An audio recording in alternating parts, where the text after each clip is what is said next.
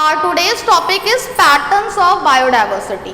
तो आप याद रखना टोटल नंबर ऑफ कितने पैटर्न्स होते हैं, लैटिट्यूडनल ग्रेडियंट और सेकंड क्या है स्पीशीज एरिया रिलेशनशिप। और ये दोनों ही पैटर्न्स बहुत इंपॉर्टेंट है, कभी कभी शॉर्ट में अलग से पूछे जाते हैं या तो लॉन्ग में आपसे पैटर्न्स ऑफ बायोडाइवर्सिटी पूछा जा सकता है। तो आज हम बात करेंगे किसके बारे में, लैटिट्यूडनल ग्रेडियंट के बारे में। अब ये अगर आप पढ़ोगे तो आपको बहुत ही टिपिकल लगेगा, अभी हम आपको डायग्राम से बता देंगे तो सारी चीज़ें क्लियर हो जाएंगी, इसलिए बहुत ध्यान से समझना। देखो यहाँ पे क्या लिखा है, जो स्पीशीज डाइवर्सिटी होती है वो डिक्रीज करती है जब हम इक्वेटर से दूर जाते हैं। और उसके बाद क्या लिखा है, जो डाइवर्सिटी होती है वो ज़्यादा है कहाँ पे, लोअर लैटिट्यूड में, मतलब इक्वेटर के पास जो डाइवर्सिटी है, जो लिविंग ऑर्गेनिजम्स हैं वो बहुत ही ज़्यादा होते हैं। और जो आपका पोलर रीजन है, यानी कि आप कह सकते हो टेम्परेट रीजन जो है वहाँ पे जो डाइवर्सिटी है वो कम होती है। तो इसका मतलब आप ये डायग्राम अब देखो, इस डायग्राम के थ्रू मैंने आपको बताया हुआ है।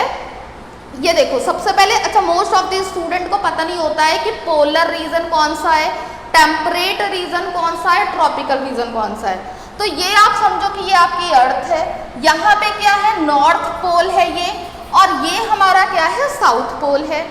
इन्हीं पोल्स के पास ये सारे, ये इन्हीं को हम क्या कहते हैं, टेम्परेट जोन भी कहते हैं, टेम्परेट जोन कहते हैं इसको, ठीक है, ये याद रखना। और ये वाला जो एरिया है, ये बीच में क्या होता है, इक्वेटर हो गया, ये क्या है हमारा इक्वेटर है। इसके पास का ये वाला जो एरिया होता है इसको हम क्या बोलते हैं, ट्रॉपिकल रीजन कहते हैं। जो इक्वेटर के पास रीजन है, ये ट्रॉपिकल रीजन में यहाँ पर जो नंबर ऑफ स्पीशीज हैं, जो नंबर ऑफ लिविंग ऑर्गेनिजम्स होते हैं वो बहुत ही ज़्यादा होते हैं। और जैसे जैसे हम इससे दूर जाएंगे, मतलब अगर हम बात कर रहे हैं इसकी, यहाँ पे आपको मैंने 0 बताया है, फिर यहाँ पे क्या है 23.5 ले लो या 23.5 नॉर्थ ले लो, फिर क्या है यहाँ पे 66.5 आपका हो गया towards the which pole, north pole.